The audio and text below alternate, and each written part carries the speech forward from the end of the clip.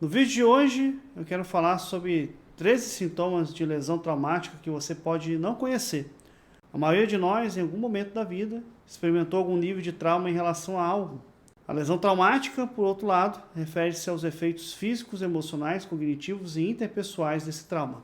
Quando esse trauma ele não é resolvido, as lesões traumáticas tornam-se mais invasivas e duradouras. Nem todo mundo que passa por um trauma vai desenvolver TEPT ou TEPT-C. E é importante reconhecer isso, assim como nem todo mundo que sofre uma lesão física vai ter complicações ou problemas duradouros como resultado dessa lesão.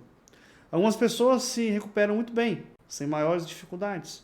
No entanto, uma parcela significativa pode ter efeitos persistentes. E a definição tradicional de trauma frequentemente ignora ou até mesmo minimiza o estresse traumático crônico ou contínuo, além da diferença na percepção do estresse entre uma criança e um adulto.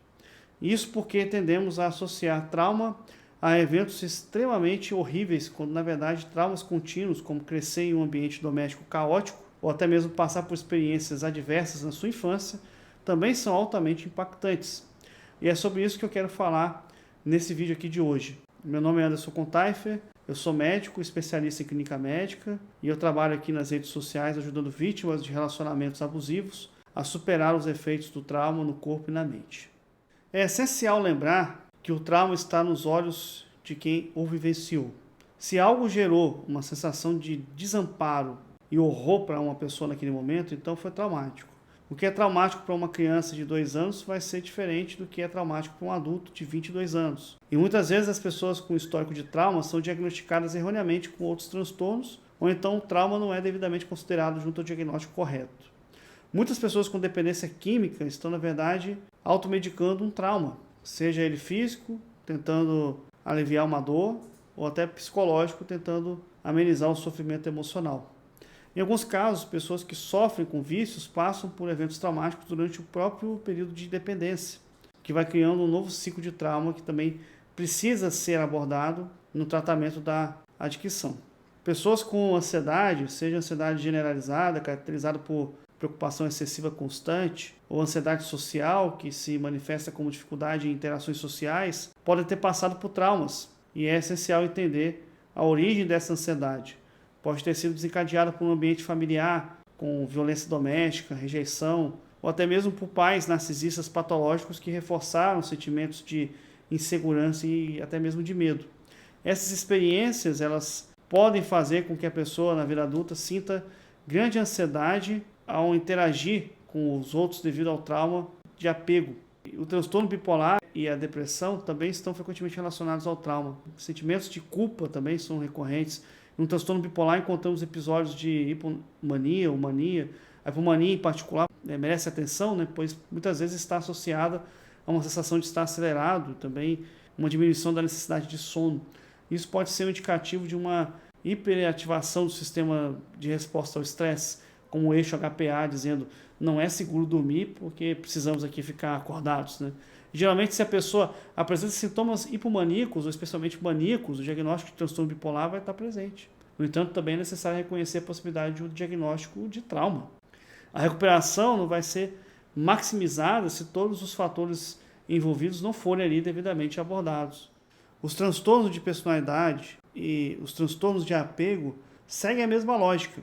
E é preciso analisar os sintomas e se perguntar: o que esse padrão comportamental está comunicando?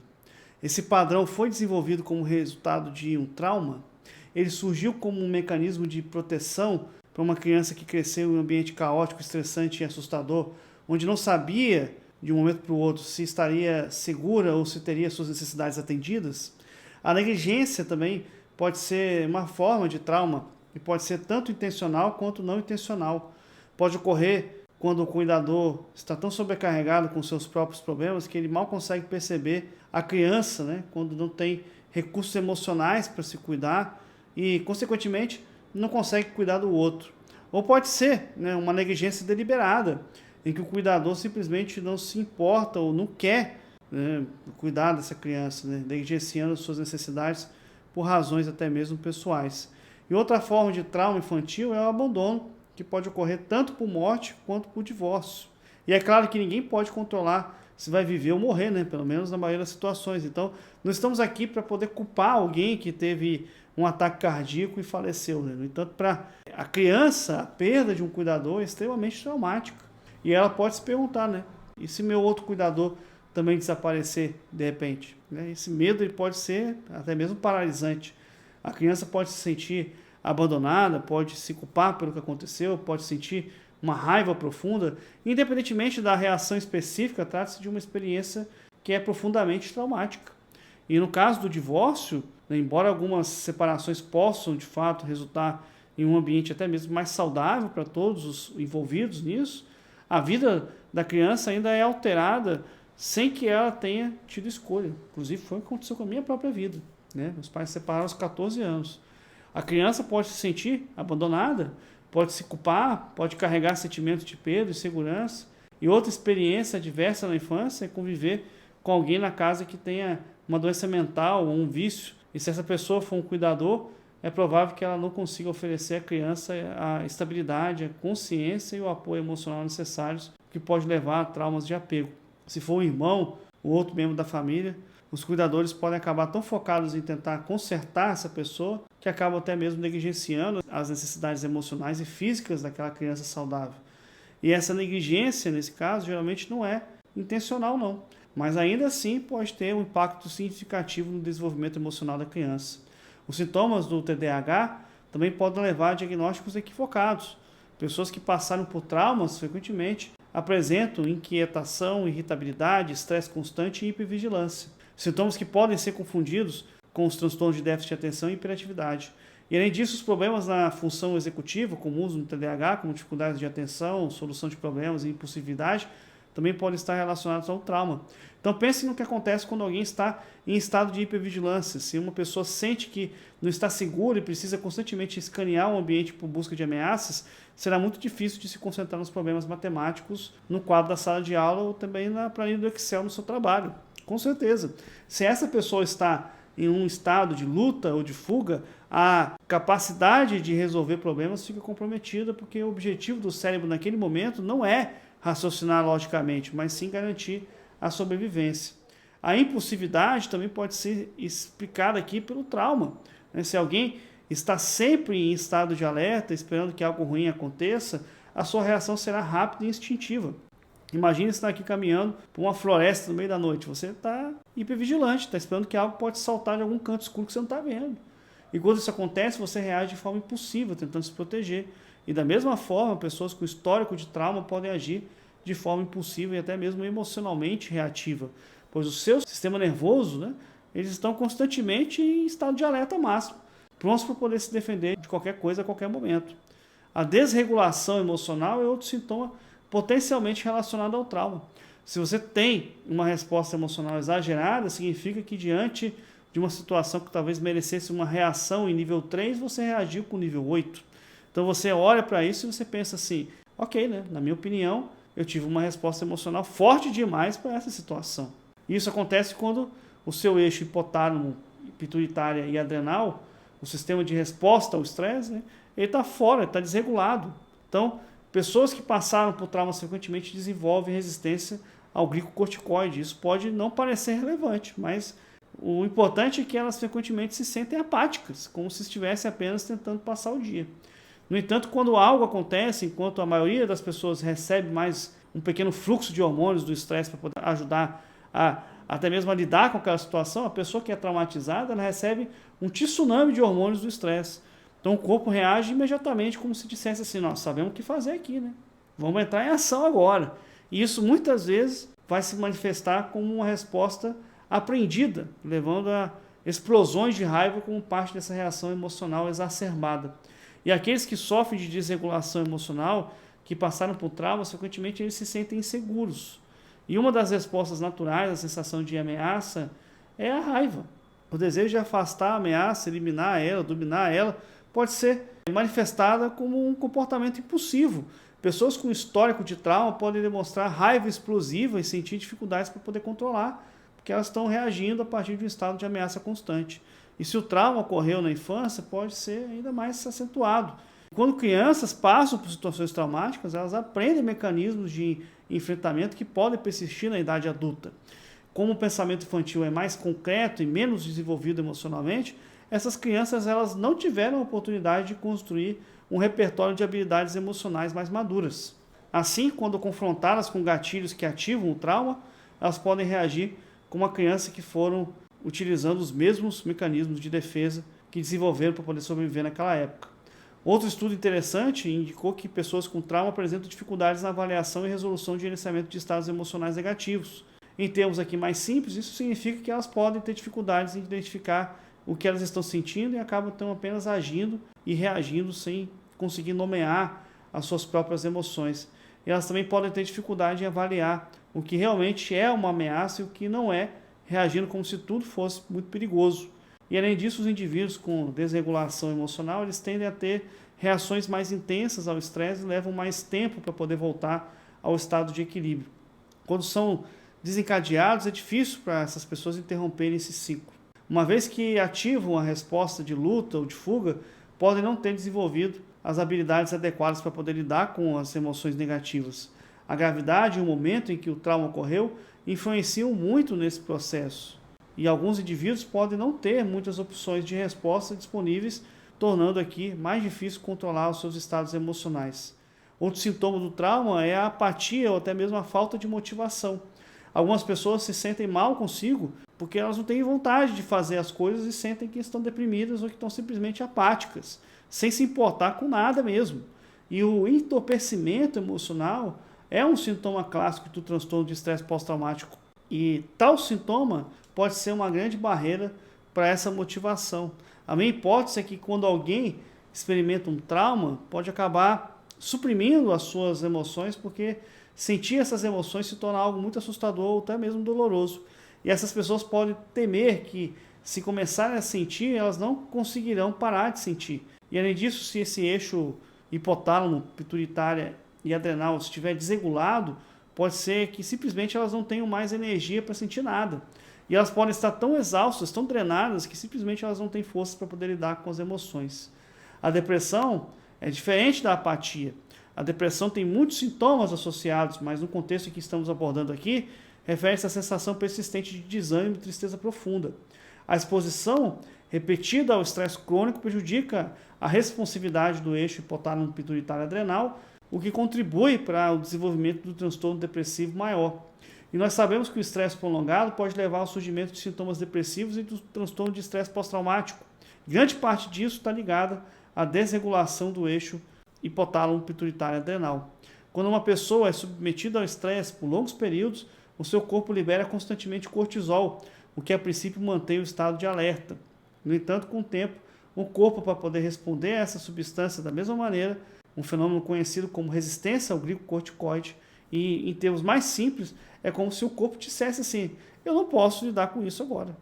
Então esse processo ele também afeta a capacidade de sentir as emoções prazerosas. Se o corpo ele não consegue responder adequadamente aos neuroquímicos excitatórios, a pessoa não apenas vai ter dificuldade para poder sentir medo ou ansiedade, mas também ela vai perder a capacidade de sentir alegria e entusiasmo. Quando alguém sofre um trauma, especialmente se desenvolve o transtorno de estresse pós-traumático, ou mesmo quando está em um estado subclínico, ou seja, sem um diagnóstico ainda formal, mas ainda sofrendo os efeitos, é comum sentir um medo constante. Quem não se sente seguro e se vê sem controle sobre sua própria vida, tende a viver em um estado de alerta contínuo. Isso também pode levar à dificuldade em relaxar e até medo de ficar sozinho. Alguns indivíduos traumatizados buscam desesperadamente a companhia de outras pessoas para que elas possam se sentir protegidas. Outros, no extremo oposto, evitam qualquer tipo de proximidade, pois acreditam que os outros são a fonte do seu sofrimento. Então nem todos desenvolvem essa dificuldade em estar sozinhos, mas é essencial você questionar que função determinado comportamento, o sintoma você tem na sua vida. Quando que ele começou? De que forma pode ter sido um mecanismo de proteção? A evitação é outro sintoma muito comum em pessoas com TEPT, normalmente associados a essa característica à fuga de gatilhos que remetem diretamente ao trauma. Mas quando falamos de experiências adversas na infância, os gatilhos podem ser inúmeros, uma vez que esse tipo de trauma se estende por um longo período e permeia diversos aspectos da vida. Assim, pessoas que vivenciaram traumas relacionados ao vínculo afetivo, como negligência ou abuso emocional, podem desenvolver um apego evitativo ou até mesmo ansioso. O apego evitativo se manifesta na dificuldade em confiar nas outras pessoas ou até mesmo a criar vínculos profundos, enquanto o apego ansioso pode fazer com que a pessoa sinta medo constante de abandono. E algumas pessoas não sentem necessidade de se conectar emocionalmente, pois enxergam os outros como uma ameaça, já que o trauma foi causado por alguém que é próximo a essa pessoa. Em outros casos, o simples fato de estar em ambientes com muitas interações sociais pode ser muito estressante, levando ao isolamento. Quando alguém já vive em estado de hipervigilância, qualquer sobrecarga de estímulos pode gerar uma exaustão e até mesmo desencadear a necessidade de se afastar. A sensibilidade interpessoal elevada é outro fator que frequentemente é negligenciado, mas muito presente em quem já sofreu por traumas aqui na vida, especialmente os relacionados ao apego. Pessoas com esse histórico geralmente têm uma sensibilidade exacerbada à rejeição, sentindo que precisam pisar em ovos para poder evitar provocar a raiva dos outros ou serem punidas com um afastamento emocional.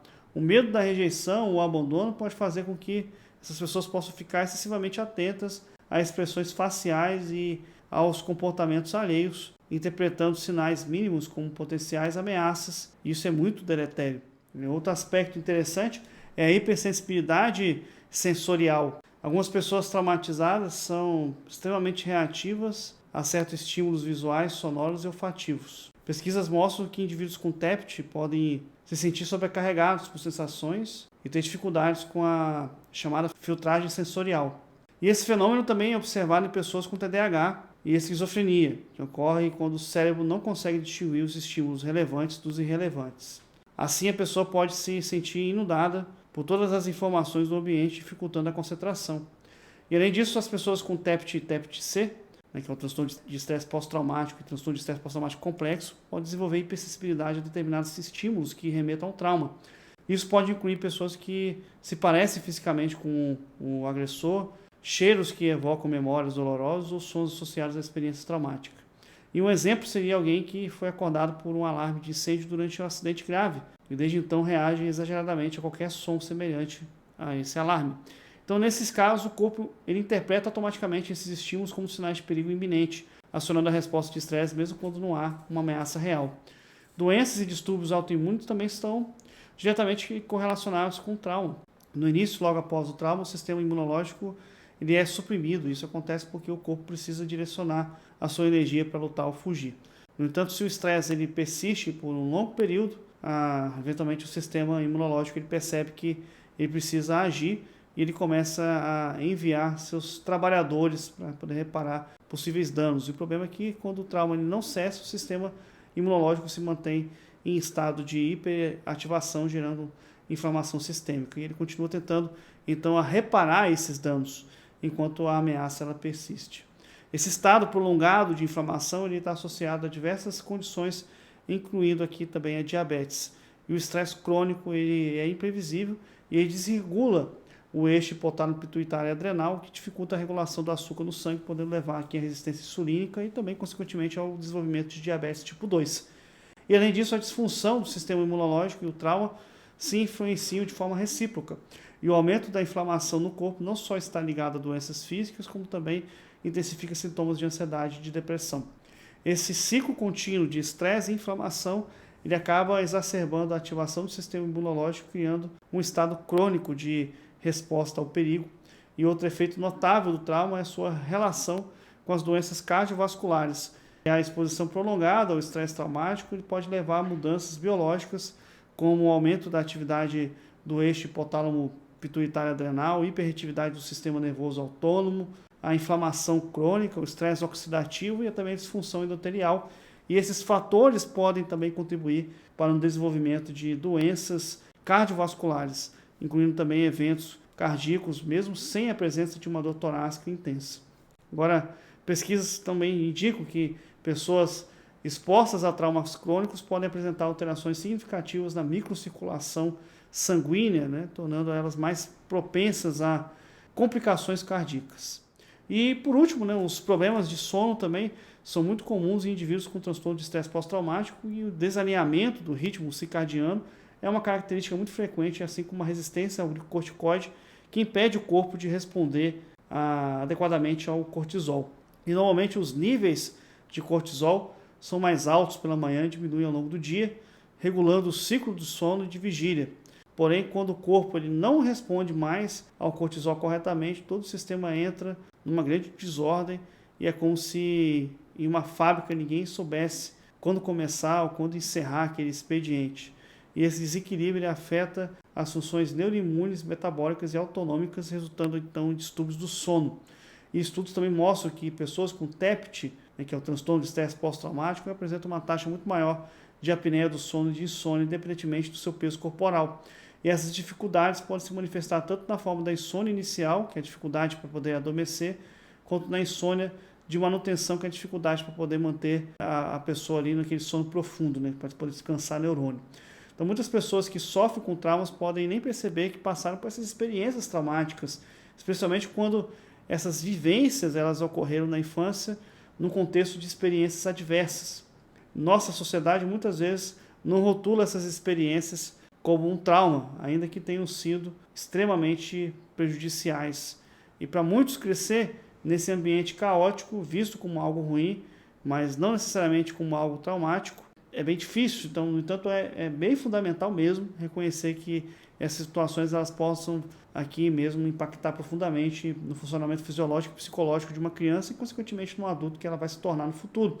E muitos sintomas podem ser atribuídos tanto ao desenvolvimento de mecanismos de sobrevivência quanto às mudanças físicas provocadas pela desregulação do eixo hipotálamo pituitário adrenal. Por exemplo, a desregulação emocional, a impulsividade são frequentemente observados em pessoas que passaram por estresse crônico ou até mesmo por uma infância muito caótica, e compreender a ligação direta entre essas experiências passadas e os sintomas atuais pode te ajudar a traçar um plano de recuperação mais eficaz.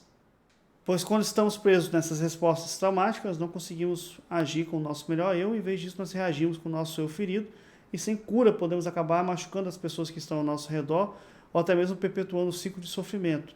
Por isso, trabalhar para poder curar essas feridas profundas é essencial para poder retomar o controle da sua vida. Caso contrário, mesmo longe da pessoa narcisista, você pode continuar numa prisão as consequências desse abuso. Como médico e alguém que também já passou por isso, eu busco oferecer um cuidado atencioso a todos que me procuram para poder se consultar comigo. Durante as nossas consultas, que são consultas particulares, nós podemos tratar de problemas como a ansiedade, a depressão, transtorno de estresse pós-traumático complexo, que é o TEPT-C, insônia, distúrbios do sono, dores crônicas de tensão muscular, problemas digestivos e fadiga constante. Também aqui outros problemas que podem estar afetando o seu bem-estar e a sua saúde. Você vai ter total sigilo e um ambiente seguro para poder discutir os seus sintomas de forma aberta comigo, além de uma orientação médica precisa para poder recuperar a sua saúde física e mental. Se você precisa de apoio especializado para recuperar o seu estado de saúde, seu bem-estar, você deve acessar o link que está logo aqui abaixo na descrição desse vídeo ou digitar aí no seu navegador o endereço que aparece aqui na sua tela. Agora, se você gosta desse formato de conteúdo de vídeo, como eu apresentei aqui no YouTube, você pode estar adquirindo o meu programa que se chama Quebrando as Algemas. Ele é um método em vídeo, que é um método didático, é organizado, que traz exercícios práticos e focados na sua recuperação, e através do Quebrando as Algemas você vai desenvolver algumas técnicas para poder se afastar emocionalmente de pessoas tóxicas, e também você vai poder aprender ferramentas ali, né, com técnicas de distanciamento emocional, formas para poder contornar a amnésia de abuso, exercícios para poder lidar com a culpa e com a vergonha, e orientações sobre como lidar com o abusador quando você tem um filho com essa pessoa. Além disso, você vai ter contato também com outros alunos, com pessoas que estão em processos mais avançados de cura, através do nosso grupo do WhatsApp, que é muito importante você poder fazer amizades. Você vai reconstruir a sua identidade, também vai poder baixar esses conteúdos das aulas em PDF para poder revisar esse conteúdo, e dessa forma você vai estar mais abrigado, mais consciente das situações que você passa, e vai ter ferramentas para passar por aquilo ali de uma forma mais tranquila. Para poder ter acesso a esse material, você deve acessar o link que também está logo aqui abaixo na descrição desse vídeo. E se você está aqui no YouTube até agora, está vendo esse vídeo, sabe que agora você também pode apoiar o canal. Ao fazer isso, você vai poder, inclusive, ter desconto em alguns produtos e serviços meus, vai poder entrar no grupo do WhatsApp que eu acabei de falar agora há pouco, Você vai poder assistir algumas lives que são exclusivas, que eu só faço, que eu só fiz para quem apoia o canal. E para poder participar do clube de membros, você deve clicar logo aqui abaixo e seja membro. E por fim, deixa o like aqui no vídeo, um comentário, que é muito importante para mim.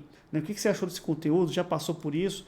Ao fazer isso, o YouTube entende que esse conteúdo é relevante e faz que possa alcançar outras pessoas. E se você quiser aprofundar ainda mais nesse assunto, você precisa assistir esse vídeo aqui também.